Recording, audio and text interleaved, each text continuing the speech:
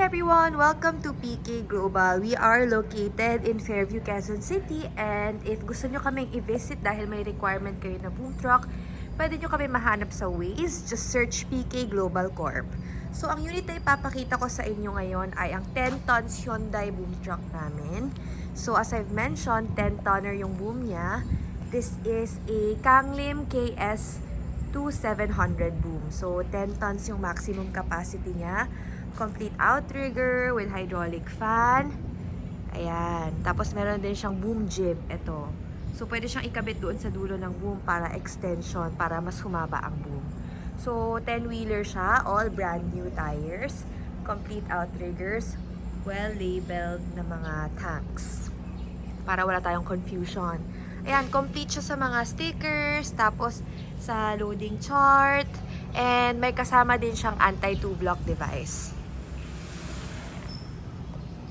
Okay, so as I've mentioned, Hyundai truck siya. So this is a Korean truck. Ibig sabihin, original left-hand drive. Wala siyang conversion, unlike Isuzu, Fuso, yung mga Japan na trucks. So as you can see, pati yung mga accessories niya bago. Parang bago rin talaga yung trucks. Yan, what you see is what you get. So let's go to this side.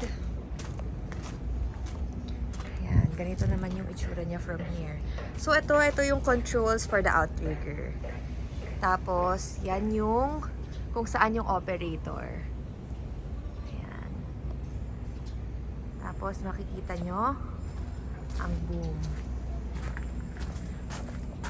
Ayan, okay. This is a very, very nice unit. Mahaba din yung cargo body niya. And, ang flooring niya ay bakal. So, yeah, this is again our 10 tons boom truck. Tadan! Ayan, ang ganda, diba? We also have other boom trucks like this one. This is a 20 tonner. Katabi niya 12. Tapos meron din kaming isa pang 10 tons na Daewoo naman, hindi Hyundai. Pero lahat ng mga units namin directly imported yan from Korea.